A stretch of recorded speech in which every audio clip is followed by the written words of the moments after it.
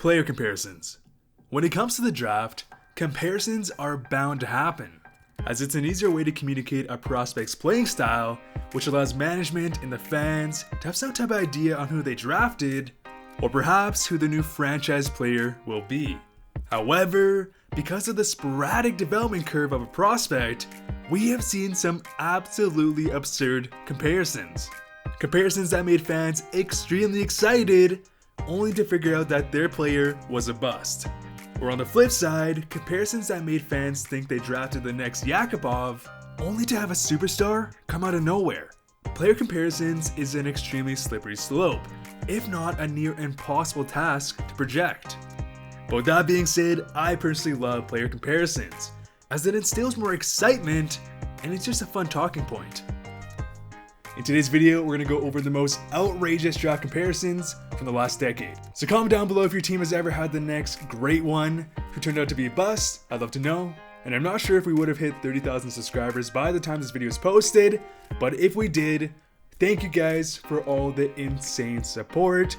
It is truly life-changing, and I just want to keep the grind going and keep making more awesome hockey content. So press subscribe for some more awesome hockey content. Let's get straight into this video. We will start in 2010 with Alexander Burmistrov, the next great Russian player. Burmistrov was receiving high praise as the next Pavel Datsyuk. As he had elite puck skills, he was a great skater, and he played a strong two-way game. But it was probably because he's Russian, let's be honest. Unfortunately though, things would not go so well. Now, in my opinion, it all really started when Burmistrov would make the starting lineup as a 160-pound 18-year-old. But Burmistrov would have a very tough time transitioning into the NHL. He was buried in a bottom six role, and he wasn't able to properly develop the things that made him special. His puck skills. It's hard to develop these tangibles when your line mates are grinders and enforcers, and because Burmistrov was Russian, there were rumors that they were afraid of sending him back, even though he wasn't ready. So even though Burmistrov was getting Pavel Datsyuk praise, Burmistrov would struggle his entire career to hold a roster spot, and today, he's playing back in the KHL. Elbowing penalty against Burmistrov. In 2011, we had Adam Larsson. And some of you may have forgotten, but Larsson was getting some serious attention heading into his draft year, as he played in the SHL as a 16-year-old and had the toolset to be a complete franchise defenseman. And so heading into the 2011 NHL draft year, there was serious talk on whoever wins that first overall pick will have the reincarnation of Nick Lidstrom. You know, just a guy who has won 7 Norris trophies and 4 Stanley Cups. But things would get to a rocky start, because heading into 2011, Larsson was the consensus first overall pick. But as the season progressed, we didn't see that much development out of his game, as he basically regressed in every area and his production would suffer. So on draft day, Larsson would fall from the first overall pick to number 4. And since then, Larsson's career has kind of been just all over the place. I'm a big fan of Larsson, but he has had some brutal seasons analytically, but he still fits the mold of a top 4 defenseman. He still does provide value, but nowhere near his Lidstrom comparison. 2012. This draft year was honestly a gong show, as there were so many high-risk players that just didn't turn out. Now, an easy one would be of course Nino Yakupov, who looked like the next coming of Pavel Bure. We know how that one turned out. But one that really stuck out to me was Griffin Reinhart. Now, we all know that he's become a complete bust, but what's weird about Reinhart's case is that he was considered to be one of the, if not the, lowest risk players in this entire draft, as he is physically mature with a 6'4" frame, an elite shutdown defenseman, and he could supplement this role with some offense. Very attractive traits that made nearly every scout think of Shea Weber, and some scouts were even keen on the fact that he was a smaller version of Victor Hedman. Massive expectations that would prove to be outlandish. And one specific trait proved to be a massive downfall, which was skating. Because weirdly enough, some scouts saw no issues with his skating. Now, maybe it's because it was 2012 and it was just kind of a different time, because we've seen massive evolution since then, but on the other hand, some scouts thought it would be his downfall. And it proved to be so, Because even though Reinhart seemed to be a no-risk prospect, he was never able to maintain a roster spot, as he played only 37 games in the NHL, he had a terrible transition game, and he put up 2 points. And today, Reinhart is currently playing in China in the KHL. 2013. And this year was honestly so accurate, it was bizarre. Usually in every draft we see these outlandish claims, or even just volatile draft rankings. But weirdly enough, a lot of the rankings were very accurate, and even the player comparisons. I mean, even go look at the highest producers from this draft year. In almost every draft, we see players from the later rounds develop into superstars. And although we did see players like Jake Guentzel rise to fame, the 2013 predictions were just clean. But can you guys think of any horrible 2013 predictions? Let me know. In 2014, we had David Pastrnak. And the complete and utter misunderstanding of Pastrnak was just fascinating. Playing in Allsvenskan, a league ranked below the SHL, nobody knew how to judge Pastrnak. As he put up a very impressive 24 points in 36 games, he had a great World Juniors, but scouts were just discrediting him. Now, maybe it's because he was a bit undersized at the time, but Pastrnak easily had top 10, if not top 5 skill in this draft class. And to give you an understanding of how misinformed scouting can be on European players, Pastrnak was being compared to Nino Yakupov. Nino Yakupov. One more time for the back. Nino Yakupov.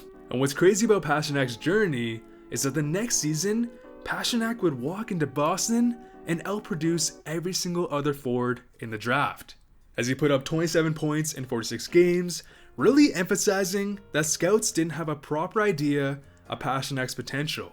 And of course, today he has proved it. 95 points in 70 games, and a Rocket Richard trophy. So maybe scouts were more so comparing his potential to Yakupov, but this comparison is hilarious. In 2015, again, I feel like there wasn't any outlandish comparisons. I feel like they completely got Sebastian Aho wrong, as many scouts didn't like his physical stature, and some of them even put him in the 5th round, which is absurd. But I feel like when it comes to very strong drafts, they get a much better sense of potential, and it's less or so a guessing game, especially because a lot of the top prospects were playing in North America. In 2016, we have Jesse Puljujarvi, because heading into his draft year, Puljujarvi was considered to be an extremely special talent, as he's being compared to Evgeny Malkin, Jamie Benn, and even Teemu Selanne.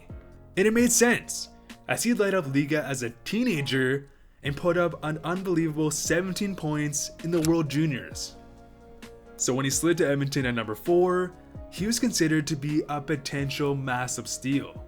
And upon this excitement, with the Taylor Hall trade, I think Edmonton got a bit too trigger happy with Jesse's development, as they would inject him into the lineup right after his draft, and it was very evident that he just wasn't ready. Because Puljujarvi had, and I mean still has, the talent of a franchise winger. Except, his skills are very raw. He's a big body standing in at 6'4", and desperately needed more time to polish his game. So when he went from dominating every league he's played in to playing a bottom 6 role, unable to produce, it really hurt him, as he'd failed to hold the roster spot and is currently taking his time to develop in Liga. But for someone who is praised to be the next Selanne, Puljujarvi wouldn't come close. In 2017, we had Elias Pettersson. And just like David Pastrnak, Pettersson had an absurd draft story. Because even though he surpassed David Pastrnak's production in Allsvenskan, he would still be written off by many scouts because he was playing in Allsvenskan. When will they learn? And so even though Pettersson came off a historic season, breaking many records, some scouts still had him as a late first round pick, and many scouts said he had the potential to be a 50-60 point scorer in a supplementary role, and that he closely resembled a lesser Ales Hemsky. Now, nothing against Ales Hemsky, but these comparisons were hilariously the opposite of what we usually see. Because even though he looked like the next Swedish superstar, scouts were very hesitant. Even on draft day, Canucks fans were upset because they thought they drafted a player with no upside when they should have drafted Cody Glass. But boy, were the predictions wrong, as Elias Pettersson has emerged as a legitimate top 10 player in the entire NHL. He is already a point per game scorer who also plays an elite defensive game. And honestly guys, the moral of the story is take all player comparisons with a fine grain of salt. I mean, I really enjoy them, but 9 times out of 10, they're just completely wrong. Which really just emphasizes how hard it is to project an NHL prospect. But anyways guys, has your team ever had that hyped up prospect who failed? Or even a player who surpassed all expectations? Comment down below, I'd love to know. But anyways guys, I'm not sure if we hit it yet, but if we have, 30,000 subscribers. Just insane. It really blows my mind. Again, my goal was 5,000 subscribers for this year, and if we've hit 30,000 subscribers already, insane. It's been a really big grind for me, especially this past month, because I feel like it's just non-stop with work, YouTube, and school. It's been insane, but I truly love making videos, and I'm just so glad that I have so much awesome support from you guys. So again, let's keep up with the grind, keep making some more awesome content. Anyways guys, thank you guys so much for watching. Hope you guys are all doing well. See you guys later.